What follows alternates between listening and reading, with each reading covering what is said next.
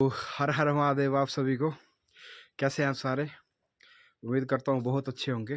तो आज हम पहुँच गए हैं उसी मंदिर पे जिस मंदिर में हमने बनाया था शिव जी का व्लॉग। तो मैं आया हूँ यहाँ पे दर्शन करने, आपको भी दर्शन करवाऊँगा और आपसे बैठ के कुछ बात करेंगे। तो हम पहुँच गए हैं कुदरत के बीच में, यानी कि जो निरंकार शिव हैं उनकी शक्ति के बीच में, मतलब पहाड़ों के बीच में, पेड़ों के बीच में, और यहाँ की खूबसूरती, ठंडी ठंडी हवा के बीच में। तो आपसे करेंगे हम बैठ के बात। तो चलिए आपसे बैठ के बात करते हैं। तो दोस्तों, आपका स्वागत है मेरे YouTube चैनल में। हर हर महादेव सभी को। तो आज मैं आ गया हूँ उसी मंदिर में दर्शन करने जिसका एक बार मैंने ब्लॉग भी डाला था अपने चैनल पे। तो मेरे को तो बड़ी शांति मिलती है दोस्तों यहाँ पे आके, बहुत ज़्यादा। तो मैं तो यहाँ पे मतलब जब भी मेरा मौका लगे, हफ्ते में एक बार, महीने में एक बार, या महीने में 4 बार, या हो सकता है हफ्ता भर कंटिन्यू ही आऊँ। तो जब भी मेरे को मौका मिलता तो मैं यहाँ पे दर्शन करने ज़रूर आता हूँ और बड़ी ही शांति मिलती है मेरे को यहाँ पे। तो आइए आपको भी दर्शन करवाते हैं मंदिर के।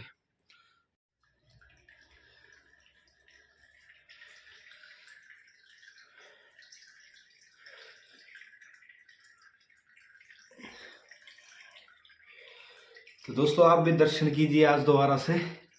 बड़े ही सौभाग्य वालों को दर्शन होते हैं महादेव के। हर हर महादेव।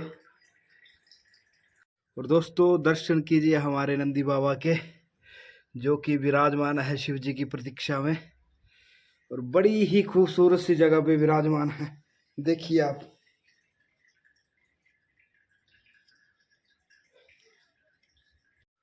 तो दोस्तों कर लिया अपने दर्शन महादेव जी के। सच बताना मन हल्का हो गया आपका। मेरा तो बड़ा ज़्यादा हल्का हो जाता है मन, मतलब शांति सी मिल जाती है। तो मैंने बोला था कि आपसे शिव के बारे में बात करेंगे। अब उतना ज्ञान मेरे को है नहीं शिव जी के बारे में। तो मतलब मैंने कहीं सुना था किसी के मुंह से कि बोला जब आप सबके साथ में होते हो तो शिव जी की बात किया करो, और जब अकेले होते हो तो शिव जी से बात किया करो। तो मेरा तो सिंपल है, जब मैं सबके साथ में होता हूँ तो शिव जी की बात करता हूँ, और जब अकेला रहता हूँ तो मैं शिव जी से बात करता हूँ, क्योंकि वही है जो सुनते हैं। तो दोस्तों हमारे जो महादेव जी हैं उनका स्वरूप बहुत निराला है। आपने देखा होगा जिनके गले में सांप है, जिनकी सवारी बैल की है, और साथ में माँ आदिशक्ति जिनका वाहन शेर है, और उनके पुत्र एक का वाहन गणेश जी का मूषक है, कार्तिक जी का वाहन मोर है। तो जो प्रकृति के आपस के बनाए हुए कट्टर शत्रु हैं वो सारे एक ही जगह पे, एक ही कैलाश में अपना अपना कर्म करके रहते हैं। मतलब अपना काम किया और अपने शांति से रहे। तो इससे हमें सीख मिलती है कि जो इतनी सारी कुरीतियों के बीच में भी नीतियां बना दे, अशांति के बीच में जो शांति स्थापित कर दे, या बहुत सारी बुराइयों के बीच में जो अच्छाई स्थापित कर दे, वो शिव है। तो शिव आप में भी है, शिव मेरे में भी है, बस उसको जानने की देर है। हम शिव जी भगवान को मतलब पहाड़ों में ढूंढते हैं, या कहीं और जाके ढूंढते हैं, किताबों में ढूंढते हैं, मंदिर में ढूंढते हैं। अच्छी बात है, क्योंकि शिव हर जगह पे विराजमान है, कण कण में शिव विराजमान है। पर हम अपने अंदर कभी नहीं खोजते जहाँ पे कि उनका साक्षात वास है। जितना हम अपने अंदर जाएंगे, जितना हम खुद में खो जाएंगे, उतना हमें शिव जी दिखते जाएंगे। तो ये है। तो ऐसा है, अगर हमें शिव जी के रूप के बारे में जानना है, जिससे कि जिस रूप में हम उनको देखते हैं, आकार या निरंकार। अब निरंकार का तो कोई रूप नहीं है, पर जो आकार है अगर उसके बारे में जानना है कि उसको मतलब वो रूप किसने देखा पहले, या उसके बारे में कैसे व्याख्या की गई, या उसकी मूर्ति कैसे बनी, मतलब किस तरह से उसको आकार दिया गया। तो दोस्तों एक पुस्तक आती है, एक हमारा ग्रंथ है शिव गीता। वहाँ पे जब राम जी समुद्र किनारे बैठ के शिव जी की तपस्या करते हैं, उस वक्त शिव जी जब प्रसन्न होकर उनसे मिलने आते हैं, तो उसमें लिखा गया है शिव जी भगवान के बारे में। तो उसमें तो बहुत व्याख्या की गई है, बहुत बड़ी। अब उसमें बताया गया है कि करोड़ों चंद्रमा उनके सर पे विराजमान हैं, मतलब उनके सर की शोभा जो बढ़ा रहे हैं, और उनका मुख करोड़ों सूरज भी उनके उस दिव्य रूप के आगे जो है फीके लगते हैं। तो आप दोस्तों उस पुस्तक को पढ़िएगा, या जो भी ग्रंथ हैं जैसे शिव महापुराण है, उसमें भी शिव जी भगवान की महिमा बताई गई है। तो आप वो पढ़िए, वहाँ से आपको इन चीज़ों का बहुत ज्ञान मिलेगा। तो जैसे हम पुस्तक पढ़ेंगे, शिव जी के बारे में हम जानेंगे, उनके परिवार के बारे में या उनके आत्म स्वरूप के बारे में, तब हमें ज्ञान होगा कि शिव जी क्या हैं, उनके सामर्थ्य क्या है, उनकी शक्ति क्या है। ऐसे तो हम मतलब शिव जी भगवान का नाम लेते हैं, उनकी पूजा करते हैं। अगर उनके बारे में कुछ ज़्यादा जानने की इच्छा है तो ये आप ज़रूर ग्रंथ पढ़िए, शिव गीता और शिव महापुराण। और भी हमारे जो ग्रंथ हैं जैसे विष्णु पुराण है, रामचरितमानस है, या मतलब और भी हमारे बहुत सारे ग्रंथ ऐसे हैं जिनमें कि शिव जी भगवान का रूप बताया गया है। और जब हम उन ग्रंथों को पढ़ते हैं, उनको समझते हैं और एक-एक शब्द को समझने लगते हैं, जब हम उनको 2 बार, 4 बार या 5 बार, मतलब 5वीं बार पढ़ लेते हो, तब हम लोगों को उस एक-एक शब्द की व्याख्या समझ आती है कि इस शब्द का अर्थ क्या है। तो बहुत सारी ऐसी चीज़ें जो मतलब पुराणों में भी नहीं लिखी गई हैं, वो आपको खुद ब खुद मतलब ज्ञान मिलता जाएगा उन चीज़ों का, जब आप शिव जी की भक्ति की तरफ जाते जाएँगे। तो जैसे कि शिव जी भगवान की भक्ति तो बड़ी आसान है, उनको पाना भी बड़ा सरल है, पर शिव तक पहुंचना एक बड़ी तप यात्रा के बराबर है। तो जब हम भक्ति करते हैं उनकी, और जब परीक्षा देने की बारी आती है तो बड़ा मुश्किल हो जाता है। बाकी जो भी देव हैं हमारे, उनकी भक्ति भी आसान है, उनको पाना भी सरल है। एक तो वो जल्दी प्रसन्न नहीं होते, बहुत बड़ी भक्ति करवाते हैं।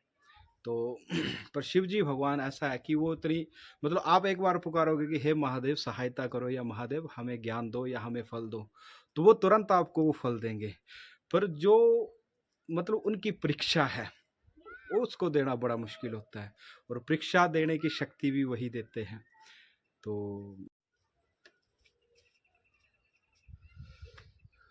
तो ऐसा है दोस्तों, जब हम महादेव की भक्ति शुरू करते हैं तो सबसे पहले तो हम लोगों को खाली करते हैं, मतलब हम ये संसार है, इस संसार में एक संसार का नियम है इसका कि लेना और देना, इस तरह से संसार चलता है। तो जब हम शिव जी भगवान को कुछ देंगे नहीं, अर्पित नहीं करेंगे, तो वो हमें क्या देंगे। तो सबसे पहले उनको अर्पण करना है अपनी अज्ञानता, अपनी दरिद्रता, हमारे अंदर जो भी कुरीतियां हैं, जो भी बुराइयां हैं, वो उनको अर्पण करो, खुद को खाली कर दो, बिल्कुल शून्य। ठीक है। और जब आप शून्य हो जाओगे, तब शिव जी आपको अपने हिसाब से आपके अंदर जो भी है वो भरेंगे। तो मैं तो इनको अपना गुरु ही मानता हूँ एक तरह से, कि मतलब मेरे जो गुरु हैं वो शिव हैं। तो ये अंदर से इंसान को बिल्कुल खाली करते हैं, बिल्कुल एकदम से बिल्कुल साफ। आपके अंदर कुछ भी, मतलब आपके अंदर जो ज्ञान होगा, जो बुराई होगी पहले से, वो सारा नष्ट करेंगे। फिर जो आपके अंदर भरेंगे ज्ञान, तो समस्त संसार में आपके आगे, आपके ज्ञान के आगे सारा फीका पड़ जाएगा। जब आपको ज्ञान हो जाता है शिव जी के बारे में, तो सब कुछ, ये संसार जो है ये सब मोह माया लगने लगता है, और सत्य भी यही है कि संसार जो है मोह माया है। और दोस्तों एक बात और ध्यान देने वाली है, जब शिवजी भगवान ने ब्रह्मांड बनाया, पृथ्वी बनाई, तो शिवजी भगवान ने हर देवी देवता को कुछ ना कुछ बांट दिया। जैसे कि विष्णु भगवान को लक्ष्मी माता जैसी सुंदर नारी दे दी, श्री राम भगवान को तीर धनुष दे दिए, श्री कृष्ण भगवान को सुदर्शन चक्र दे दिया, इंद्र भगवान को ऐरावत हाथी दे दिया, वज्र जैसा शक्तिशाली शस्त्र दे दिया, और स्वर्ग का राजा बना दिया, कुबेर को धन का अधिपति बना दिया।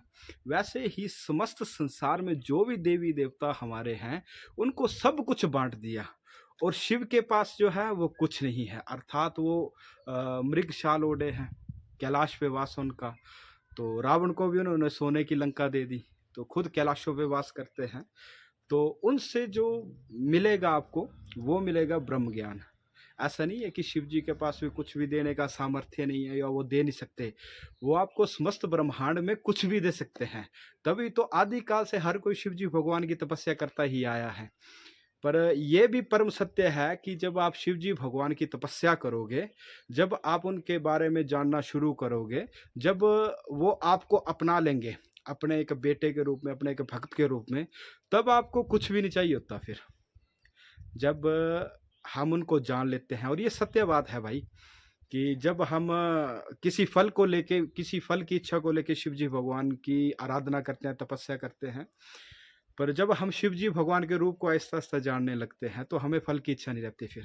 फिर हम शिवमय हो जाते हैं, उनकी भक्ति में खो जाते हैं। तो दोस्तों, हर हर महादेव। आपसे मिलेंगे फिर अगले व्लॉग में। तब तक के लिए हर हर महादेव। जय राम जी की।